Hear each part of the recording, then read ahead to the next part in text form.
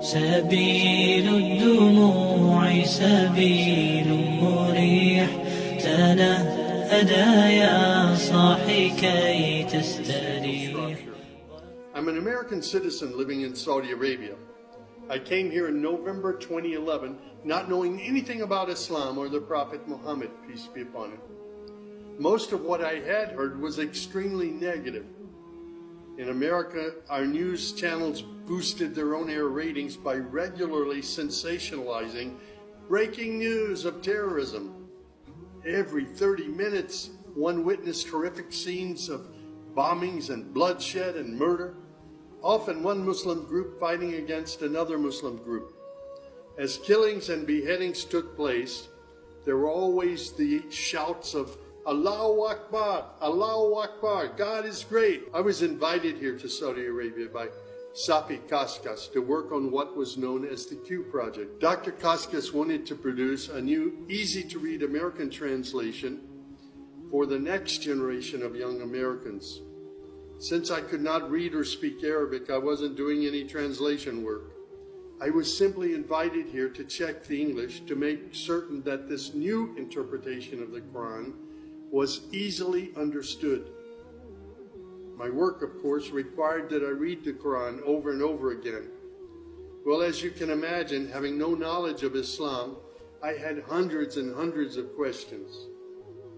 I was shocked as I read to find that Jesus, peace be upon him, was often mentioned in the Quran. Jesus was presented as one of the greatest prophets. And even the story of the virgin birth was mentioned there. Many of the miracles that Jesus had done, I found them in the Quran. There were even a couple of Jesus miracles mentioned in the Quran that were not mentioned in the Bible. Evenings were mostly spent alone in a bedroom that had been set up for me in Dr. Safi's office. At night, I would stand on the balcony of that building and I would look across a very busy boulevard to a mosque. And I would hear the calls to prayer. I would see men and women coming to the mosque and leaving the mosque. Children were playing football in the mosque parking lot. Except for the minaret, it appeared to me to look like a typical Christian church in America. My heart longed to be in that mosque. I felt compelled by God to go there. A few months later, I got up the courage to walk down the street and to knock on the door of Taqwa Mosque. Now, nobody knocks on the door of a mosque. Normally, they just open the door and they walk right in. But I was not sure how I'd be received, so I stood there knocking until someone came to the door. That person simply said, "May I help you?" I said, "My name is Samuel. I'm a Christian from the United States. Is it okay if I come inside?" And that man, Shafiq Zubair, who was the caller to prayer, he reached out and he hugged me and he said, "Of course, come in." I sat in the back of the mosque during prayer times for 3 days. I didn't understand what was going on. I saw men standing, bowing, putting their heads to the floor as the Imam led them in prayer. I had little knowledge about what was happening, but I felt God's presence in that mosque. And the men of Taqwa Mosque were so friendly to me. After 3 days, I asked Shafiq if he could teach me the first surah of the Quran, Al-Fatiha. This was a necessary element in praying the 5 daily prayers. I was memorizing sounds, but I didn't know what the sounds meant. So I started comparing them with an English translation I had, and I realized that there was nothing in Al-Fatiha that was inconsistent with Christian teaching. There I read the encouraging words that God was the most merciful, the distributor of mercy and forgiveness. My heart was being strangely touched by the words of the Quran and the love displayed by the men of Taqwa Mosque. Dr. Sadiq Malki would later drive me to the Islamic Education Foundation in Al-Hamra, neighborhood of Jeddah, where I said Al-Shahada. According to Islam, we're all equal. There's none above another. There are scholars, but their role is educational. As for the relationship with God, it's personal, it's direct. The faith itself is simple and clear. It's summed up in just 6 points. There is one true God who is unlike any other being. He is neither born nor does he give birth. He has neither spouse nor offspring. Nothing is comparable to him. He's all-powerful. He knows everything perfectly. He is the most merciful. Secondly, a belief in angels who are indeed the servants of God. They obey God's bidding and they do whatever they're commanded to do. They don't have any free choice. Thirdly, there's a belief in divine revelations. Islam acknowledges that God revealed scriptures including the Torah, the Gospel, the Psalms. However, down through the ages, many of these divine revelations had become distorted and somewhat corrupt. The Quran, which also contains God's revelations, is intact. It hasn't changed from the very beginning.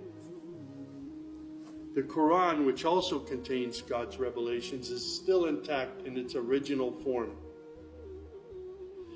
Fourthly, there's a belief that in all earlier prophets and God's messengers, not just Muhammad. They believe in Abraham and Isaac and Moses and Jesus and hundreds of other prophets. They believe that the prophets were the best of mankind. Muslims believe in the last day. That's to say, this includes the belief in all that God and his messenger have told us about what happens after death, including recording of good and bad deeds, the resurrection and the gathering of all creatures, the reckoning that will take place on the great judgment day, the prophet's intercession, as well as heaven and hell. Man's ultimate aim will be to save himself on that day. Muslims believe in the divine destiny of predestination. Whatever God wills is certain to take place, and what he has not willed will never take place. This present life is a test for man, and man should endeavor to pass this test. These tenets of faith appeared to me entirely consistent with human nature. And then I asked, how can one become a Muslim? My search showed me that one needs to fulfill 5 specific duties, which are called the pillars of Islam. These are: first, a declaration to believe and to say verbally, I witness that there is no other deity other than God, and that Muhammad, along with all the other prophets, is God's messenger. Prayer is an important part of a Muslim's life. Muslims seek to maintain the 5 daily prayers. These are spread out over the day and night. Thirdly, there's the zakat. 2.5% of one's property is an obligatory charity, provided that one owns more than a certain threshold and holds it for a year. Then there's fasting. Fasting is an important part of the Muslim's life. Muslims fast throughout the month of Ramadan. They do this every year, abstaining from all food, drink, and sex, from dawn till sunset. One must also refrain from futile arguments and quarrels and forbidden things. The month provides a unique spiritual uplift for all Muslims. Then there is the pilgrimage or Hajj. This is performed in Mecca and its surrounding areas. It's a duty to fulfill this pilgrimage once during one's lifetime, provided that one is physically and financially capable of doing so. People often ask me, Sam, how did you become a Muslim? In the church was a library, and in that library were children's books. One of the books my mother got over and over again was called The God of Abraham. In that book were beautiful color photos of camels and deserts. She would read me the story of Abraham, how he was commanded by God to leave his mother and father because they were worshiping idols. She would pause and she would say, Sammy, you always have to pray to the God of Abraham. There is only one true God, the God of Abraham. My commitment to God has been strong and enduring since my younger years. And now I have found absolute peace in Islam, in a faith that I once thought was hostile.